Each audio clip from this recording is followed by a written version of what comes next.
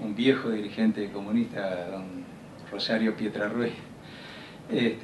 Y en ese momento, bueno, nos tocó actuar para mediar desde ámbitos políticos para que se depusiera esa actitud absolutamente sectaria frente a un compañero que no hacía otra cosa que trabajar unitariamente por los derechos de los trabajadores. Pero creo que creo que me fui un poco por donde quería ir, pero creo que esto marca, digamos, que en el proceso de unificación del movimiento sindical, la impronta de grandes sindicalistas cristianos o del propio pensamiento cristiano tuvo dificultades, es decir, pelear fuertemente por un sindicalismo plural, democrático, etcétera. Bueno, chocó contra algunas corrientes que también tenían en décadas atrás una expresión mucho más sectaria en el marco de la Guerra Fría, etcétera, todo lo que podemos conocer y que hoy no está planteado. Pero efectivamente creo que no hubo una presencia muy importante en ese proceso, pero que sí la hubo, digamos, y lo quiero rescatar, porque entre otras cosas porque fue donde nos formamos en el proceso de la lucha contra la dictadura. Es decir, los años 60, fines de los 60, toda esa efervescencia llevaron también incidencia del Concilio Vaticano II, encíclica, la gestión de Pablo VI, etc. Creo que fueron llevando a que efectivamente la Iglesia pudo allí llevar una acción convocante, de distintos sectores y ser efectivamente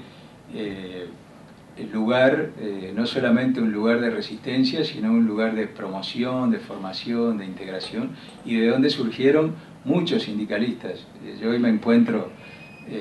por la vida con gente que está militando sindicalmente o que está en otras actividades, y que justamente salió de experiencias de iglesia, de experiencias muy fuertes. Este mismo lugar, digamos, en sus épocas de Instituto de Filosofía, Ciencias y Letras, recogía tanto a docentes como a estudiantes que no tenían cabida en los centros públicos, porque no tenían el certificado de fe democrática u otro tipo de problemas. Había docentes aquí y alumnos, docentes y estudiantes, que efectivamente estaban participando de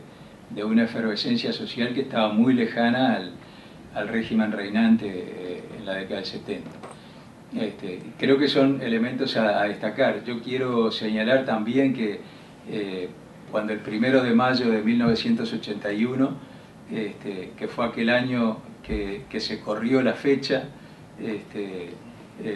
se la pasó al 5 de mayo, con un intento de la dictadura precisamente de quebrar al movimiento sindical muy incipiente que había por allí, y donde mataron a un obrero en la fábrica Nordex. Al día siguiente la respuesta fue una misa en la parroquia donde son los capuchinas, la que está cerca del Círculo Católico. Bueno, una misa donde se convocó a uruguayos de todo el espectro, digamos, manifestando fuertemente contra ese asesinato de un obrero. Al año siguiente, digamos, estuvo la misa del 1 de mayo en el 82 en Tierra Santa, ¿no? aquí cerca, que también fue un elemento aglutinante y convocante. Y me parece que hay que manejar estas cosas porque a veces las tenemos medio perdidas, y creo que fueron cosas muy fuertes que hizo la Iglesia y que efectivamente convocó a amplios sectores. Sin duda que hubo otras cosas que se hicieron y que convocaban, pero creo que estas dos fueron muy fuertes y creo que tienen que estar naturalmente escritas en la mejor historia. Entonces, y quería rescatar esto porque si luego voy a hacer una visión un poco más crítica, digamos, o no sé si crítica, pero bueno, diferente por lo menos de lo que es la realidad o como la veo ahora, me parece que hay que marcar estas cosas porque son cosas que no son de, digamos, del principio del siglo XX, como las que marcaba Mario, y con mucha justeza, sino que son experiencias mucho más recientes dentro de una historia contemporánea prácticamente, y creo que lamentablemente se ha perdido un poco de espacio y de incidencia en esos sectores. Pero yo quería decir que me parece que tenemos que definir, para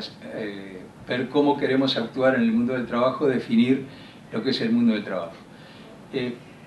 Desde la óptica que puedo tener, me parece que hay algunos síntomas de deshumanización del mundo del trabajo muy fuertes. Y quería marcar algunos. Y quiero sí rescatar y de ninguna manera que parezca lo que voy a decir que pueda ser ofensivo con el conjunto de los empresarios, mucho menos con los empresarios reunidos en ACDE, y además me hacen el honor permanentemente de invitarme a sus eventos, que son plurales, donde todas las opiniones están presentes y donde efectivamente se construye sociedad. Yo creo que hay algunos elementos que ha marcado la globalización económica que tienden a la deshumanización del trabajo. Hay una frase que se dice por ahí que el capital es global, pero el trabajo es local. Entonces, esas empresas que asumen un proceso globalizador luego van a cada uno de los países donde lo que buscan es desregulación, es mano de obra más barata, es fragmentación de los procesos productivos, es búsqueda de tercerizaciones, de atomizar las empresas con distintos objetivos, de abaratamiento por un lado, pero también de impedir la organización sindical. Y esto es un elemento muy complejo porque se está generando márgenes muy importantes de rentabilidad en el mundo, que se van concentrando, y hay una mano de obra, digamos, que no participa o no puede participar adecuadamente. Más allá que, como voy a señalar más adelante, creo que este proceso de deshumanización no es solo económico, porque acá a veces podemos confundir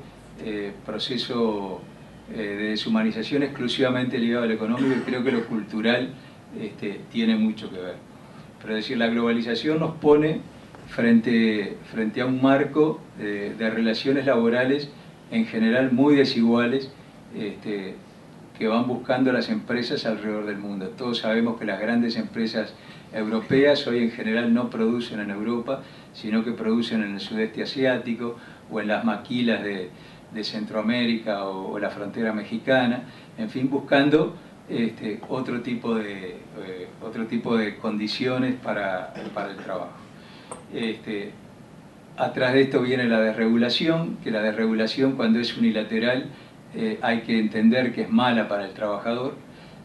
La desregulación es buena en la medida que hay un control sindical, que los sindicatos discuten con sus patronos de igual a igual hacia dónde se encamina la desregulación, y entonces si la flexibilidad